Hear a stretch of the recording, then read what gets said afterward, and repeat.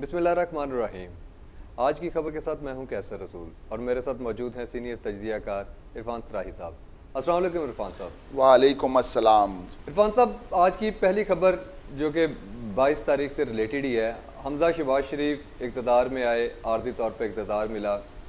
अब वो चाह रहे हैं कि जितनी भी PDM है वो मिल के चाह रही है कि जी एक फुल रुकनी जो है बेंच तश्कील दिया जाए जो अपोजिशन के ख़िलाफ़ यानी PTI के ख़िलाफ़ जो PTI ने दरख्वास्त दायर की है। तो उनका मानना ये है कि हमें 3 जजेस नहीं चाहिए, हमें बेसिकली 17 या 15 जजेस के करीब हमें एक बेंच चाहिए।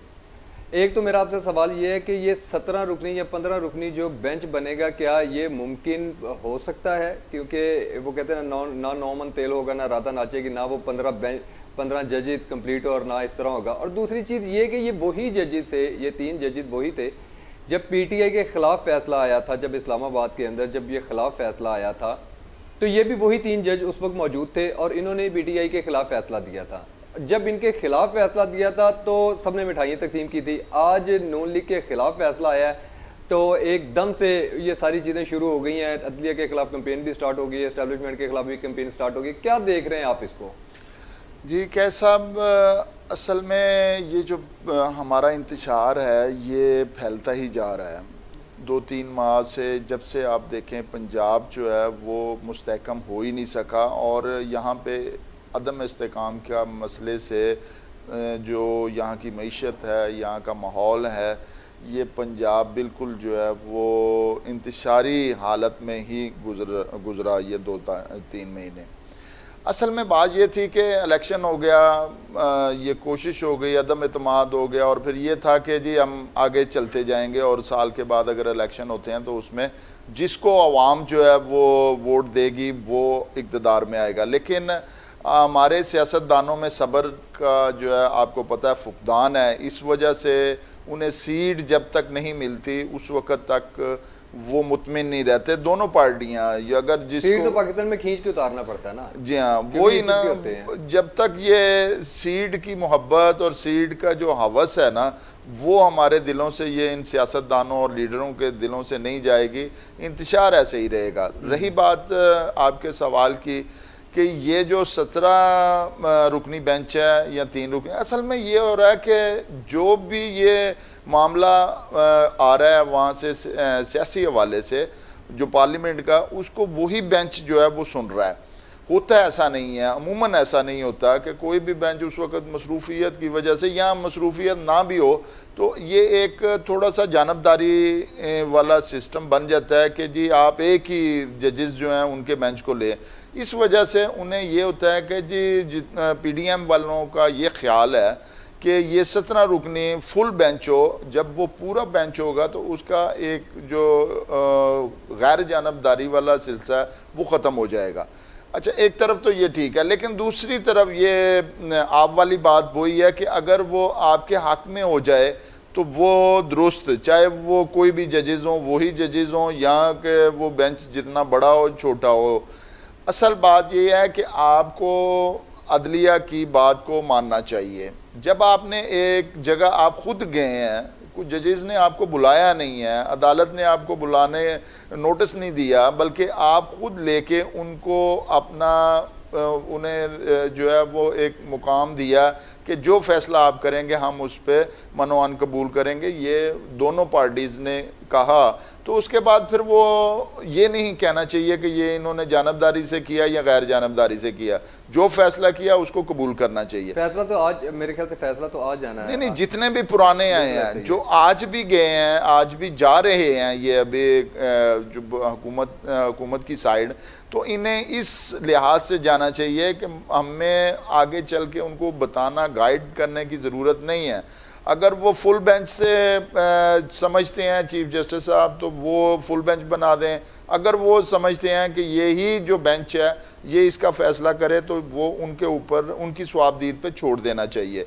असल असूल जो है वो ये होता है। सर, होना तो कानून के तहत ही है ना, जो आइन में लिखा है, जो 63 का आइन है, जो इनकी शिक है 63 की 63A जो 63A की जो शिक है होना तो उसी के मुताबिक है ना चीजें। अच्छा ये यहाँ पे मॉडिफाई तो नहीं ना हो सकती। यहाँ आप ये पे भी तो देखें ना कि कितना बड़ा अलमिया कि इस वक्त जो किसी भी मुल्क में जो पार्लियामेंट होती है वो सबसे ज्यादा सुपीरियर होती है, वो फैसले करती है। ऐसा ही है, ठीक है। हम हर 2-3 दिन के बाद, हर 4-5 दिन के बाद दोबारा अदलिया की तरफ चले जाते हैं, मूव हो जाते हैं कि जी अदलिया बताए कि हमने क्या करना है।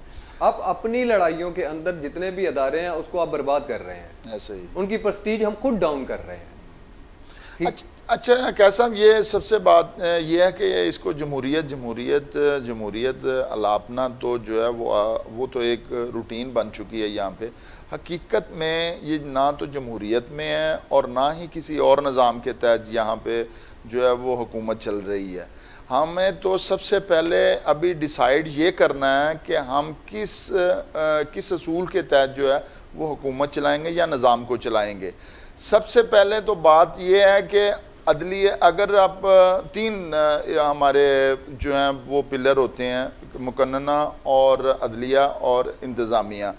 ना मुकन्नना अपने हदूद में उनको अपनी इज़्ज़त नफ्स का और इज़्ज़त का एहसास है, ना जो है वो इंतज़ामिया को एहसास है, और ना अदलिया जो है इस वक्त उस पैमाने पे जा रही है जहाँ पे उनका मुकाम है। अब जब आप अपनी इज़्ज़त को खुद ही जो है वो जो इंसान हो चाहे वो अदारा हो, अगर वो खुद ही उसको बर्बाद करना चाहे तो उसमें दूसरा क्या कर सकता है। ज़ाहिर है इसी माहौल में, इसी इंतशारी माहौल में, अदम इस्तेहकाम में जो दुश्मन है वो इसमें जो है वो अपना फ़ायदा लेते हैं। इसमें तो हम अपने आप के खुद हैं। आप देखें ना कि मुल्क की माशियत कहाँ पे चली गई, डॉलर कितना ऊपर चला गया। अब सियासतदान अपनी कुर्सी के चक्कर में ये भूल गए कि पाकिस्तान है कहाँ पे। अगर हम देखें अवाम का भी एक वो क्या कहते हैं बहुत बड़ा समंदर, कभी पीटीआई के साथ हो जाता है, कभी नून लीग के साथ हो जाता है, कभी दूसरी जमातों के साथ हो जाता है। अवाम तो मेरे ख्याल से बिल्कुल ही इस वक्त ना वो अशरफुल मखलूकात हुई है, पागल हुई है कि वो इनकी तरफ भाग रहे हैं। जबकि ये देखिए सियासत इस वक्त जो चल रही है वो अपने बच्चों की चल रही है। जरदारी साहब ने बिलावल के लिए, शहबाज शरीफ साहब ने हमजा के लिए, नवाज शरीफ साहब ने मरियम के लिए, और अगर आगे देखा जाए तो ये जैसे कि इन्होंने क्या कहते काफ लीग वालों ने, शुजात साहब ने जो किया, ठीक है, वो भी अपने बच्चों के लिए किया। तो यहाँ पे बच्चों की सियासत तो चल रही है, अवाम के बच्चे भूखे मर रहे हैं, ऐसे ही, ठीक है, हमारी नस्ल भूखी मर रही है। तमाम की तमाम चीज़ें इस वक्त डिस्टॉर्ट हो गई हैं। अब इसी के बात बढ़ाता हूँ। अब जैसे कि इस्टेब्लिशमेंट का भी कोई बयान आया था सैटरडे को और 22 तारीख को कि हमें तमाम जमातें हैं उनको बिठा के इलेक्शन की तरफ मूव करना चाहिए, ठीक है। अब इसके ऊपर आप क्या समझते हैं, क्योंकि कई हमारी जो जमातें हैं वो नहीं मानेंगी, क्योंकि वो एक लॉन्ग अरसा भी देखना चाहती हैं, 1.5 साल का वो करना चाह रहे हैं कि 1.5 साल गुजर जाए, क्योंकि सीट से उतारना तो बहुत मुश्किल है। इमरान खान साहब अगर देखा जाए तो वो उनकी बात नहीं मानेंगे। क्या आपको लगता है कि ये एक जगह पे बैठ जाएंगे या एस्टेब्लिशमेंट इनको बिठा सकेगी? अच्छा देखें, अल्टीमेटली इनको एक जगह पे बैठना ही पड़ेगा। इसका हल ही यही है। आप एक टेबल पे जब भी नहीं बैठेंगे उस वक़्त तक कोई भी जंग हो, मसला हो, या कोई ना कोई इंतशार हो, या कोई आप में इख्तलाफ हो, वो टेबल पे बैठ के ही हल होता है। वैसे इस तरह से सड़कों पे एहतजाज से, बयानात से कभी भी ये मामलात हल नहीं होते। ये एक आप सबको जो है ना जब भी समझ आ जाए, अच्छा जितनी लेट समझ आएगी उसमें सबसे ज़्यादा नुकसान जो है वो मुल्क और आवाम का हो रहा है। ये चीज़ें अगर लीडरशिप होती, मैं इसीलिए कहता हूँ बार बार, मैं कोट करता हूँ कि हमें हमेशा जो है वो सियासतदान हुक्मरान मिले, हमें लीडर कोई नहीं मिला, अभी तक नहीं मिला। और जो कहते हैं कि लीडरशिप है, तो लीडरशिप में बहुत बड़ा दिल होता है, वो बहुत बड़ा सब्र बर्दाश्त जो है उसमें, उससे बढ़कर बर्दाश्त और सब्र जो है वो नहीं किसी में होता, उसी को लीडर कहा जाता है। लेकिन आप देखें कोई भी हमारा जो सियासतदान है जो किसी सीट पे भी है, बल्कि छोटे से भी सियासतदान कारकुन से लेके आप बड़ी लीडरशिप तक देख लें, किसी में भी तहम्मुल, बुर्दबारी या बर्दाश्त या फ़िक्र आपको नज़र नहीं आएगी। अब जब ऐसा माहौल होगा तो उनको सीट पे लेके आना भी बहुत मुश्किल काम है। एक टेबल पे लाना, वहाँ पे बिठाना और वहाँ पे गुफ्तगू करवाना, ये एक बहुत बड़ा चैलेंज है।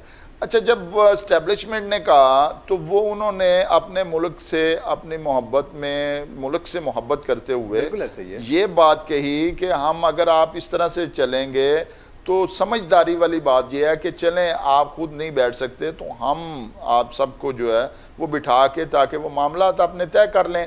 अच्छा, इसमें यह है कि वो अनापरस्ती आ जाती है, वो इनको अपने जो सियासी मसाइल हैं उसमें आ जाते हैं। जैसे ही अगर वो उनके कहने पे भी जो बैठेगा वो समझा जाएगा कि ये इस्टेब्लिशमेंट के साथ है या उनका लाडला है। अच्छा, लाडले ये सारे ही रहे हैं और हैं भी, कुछ ना कुछ किसी ना किसी चीज़ के लाडले हैं। निज़ाम की तरफ कोई नहीं आ रहा, यहाँ के मसाइल की तरफ कोई नहीं आ रहा। देखें, एक दिन भी अगर मसले की तरफ आप तवज्जो नहीं देते किसी मुल्क के तो वो उसका नुकसान इतनी दूर तक जाता है। अब आप डॉलर की बात कर लें, जब हम मईशत की बात करते हैं तो डॉलर की सबसे पहले बात कर, वो मुस्तहकम पे मुस्तहकम हो रहा है।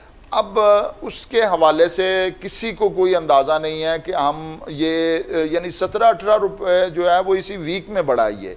अब आप 18 रुपये को 1 रुपया नीचे कम करना कितना मसले, कितना मुश्किल है। और फिर इसी तरीके से आपकी जो है वो जो एक्सचेंज है, वो स्टॉक एक्सचेंज, वो किस तरीके से वो गिरी है 2000 की एक दफ़ा। अगर आप मुल्क में बेसिकली इस्तेहकाम नहीं ना है, जब इस्तेहकाम नहीं होगा इन्वेस्टर पैसा नहीं लगाएगा। देखिए, सेल परचेज पूरे पाकिस्तान में हर किस्म की सेल परचेज खत्म हुई है। जितने भी बैंक्स हैं इस वक्त, जो इंडस्ट्री को मेन इश्यूज पड़ा हुआ है वो ये चीज़ पड़ा हुआ है कि बाहर टीटी के लिए जो बैंक है वो 260 रुपये से ऊपर का बेसिकली जो इनका बाहर का वो लेटर बनता है वो 260 रुपए का बना के दे रहा है, क्योंकि वो कह रहे हैं कि जी हो सकता है कि डॉलर बढ़ जाए। कम की तरफ तो वो आ ही नहीं रहे, बैंक कम की तरफ तो कह ही नहीं रहे कि शायद कम हो जाए, वो कह रहे हैं जी हो सकता है डॉलर बढ़ जाए। तो 260 के ऊपर बेसिकली इनकी टीटी वो खुल रही है बैंकों की। तो अगर इस तरह के हालात होंगे, हमारी जो इम्पोर्ट है वो बहुत ज्यादा मुश्किल हो जाएगी। हम चीजें दरामद और बरामद करना बहुत, तो ऑटोमेटिकली बात है कि मुल्क दिवालिया की तरफ ही जाएगा और तो कुछ नहीं हो सकता। और वजह क्या है? यही सियासतदान।